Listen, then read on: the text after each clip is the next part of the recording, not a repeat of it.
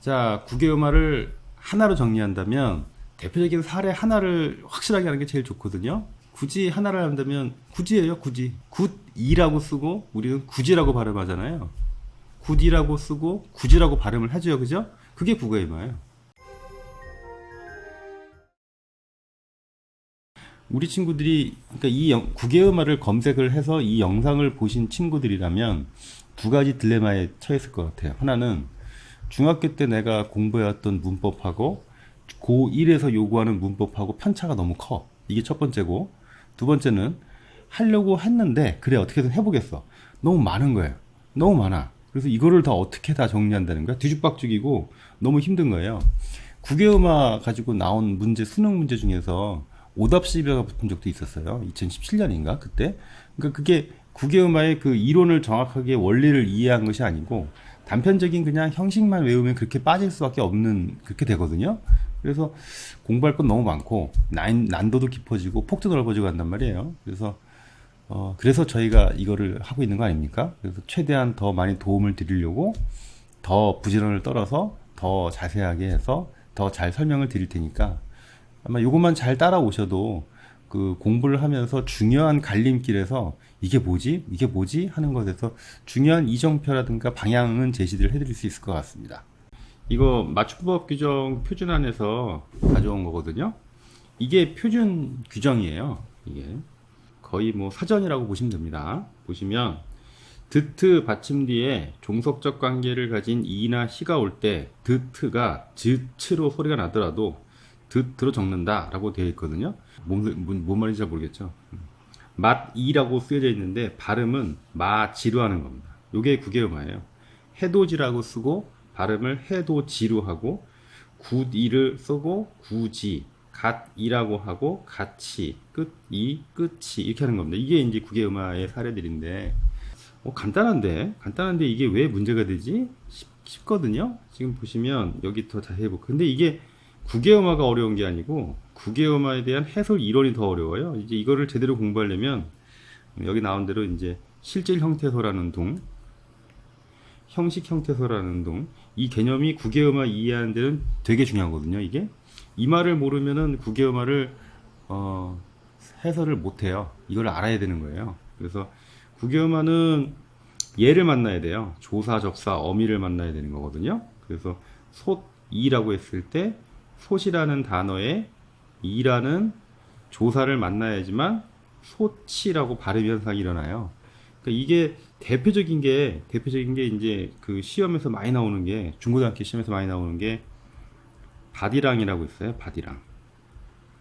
바디랑이 두 가지입니다. 이게 이랑이 조사 이랑이 있고요. 그 논에서 이랑 있잖아요. 이렇게 볼록 튀어 나오고 들어간 요 부분에서 요 이랑, 그러니까 1번일 경우에는 바지랑 해가지고 이거는 국외음화가 일어나지만 2번처럼 이게 명사인 거거든요. 이랑이 밭의 이랑이에요. 그럼 이거는 국외음화가 일어나지 않아요. 여기서는. 그러니까 요런 게 이제 어려운 건데 이게 이제 고1 교과서에서 캡처를 해온 건데 국외음화에 대한 설명이 처음 나옵니다. 아까 말씀드린 것처럼 드트가 이나 반모음 이를 만나서 즈츠로 바뀌는 것이 국외음화다 이렇게 됐어요. 그래서 밭이랑 밭이랑 아까 설명드렸던 거죠. 밭이랑 밭이랑 설명드렸던 거, 요 사례가 이렇게 나오는데 대충 읽어보시면 알겠지만 뭐가 더 어렵죠? 옆에 뭐 실질 형태소라는 둥, 형식 형태소라는 둥 이런 제반 여러 가지 문법적인 조건들을 고1 때 본격적으로 처음 다루는 거예요. 그러면 이거를 애들이 이렇게 이제 친구들이 공부를 해서 국어 문제를 푸는데 그럼 이것만 알아서 문제를 맞출 수 있을까?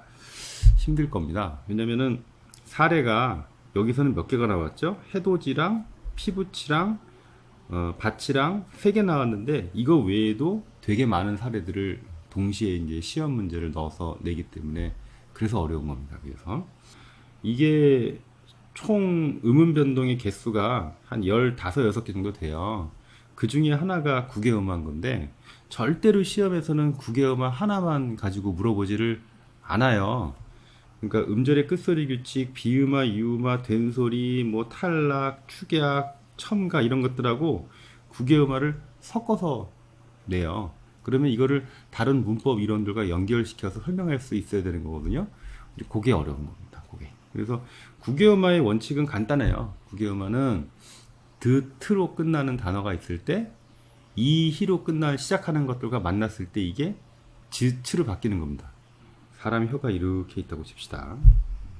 그랬을 때 소리가 나는 위치가, 자음이 소리 나는 위치가 5군데가 있어요. 여기 입술에서 하나, 여기서 하나 나오고요. 입술과 입술 사이에서 브 같은 발음은 입술이 없으면 발음을 할 수가 없어요. 그 다음에 여기 2번 자리, 요 잇몸 끝과 혀가 맞붙는 자리예요. 느 같은 발음은 여기 요거를 이용하지 않으면 발음을 낼 수가 없어요. 그 다음에 요 입천장 가지고 나는 발음이 있거든요. 요게 3번이 있고, 그 다음에 저 안쪽에서 나는 발음이 4번이 있고, 여기 목구멍 안에서 나는 발음이 5번이 있어요. 이게 5가지로 자음이 나뉘거든요. 명칭들이 다 있는데, 우리가 그 국외음이라고 말하면 요 3번 자리에서 나는 발음이에요.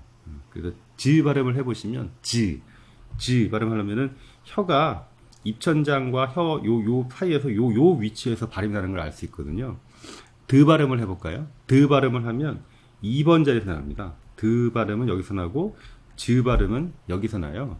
그러면 국외음화는 드트가, 드나 트가 이를 만나서 즈를 발음하는 거거든요. 그 이유는 이 발음이 소리 나는 데가 이쪽이에요. 이의 발음의 위치가 여기에 가깝기 때문에 이거를 디 발음을 내가 한 번에 내려면 여기 있는 소리와 여기 있는 소리를 동시에 내야 되는 거잖아요. 그게 힘든 거예요.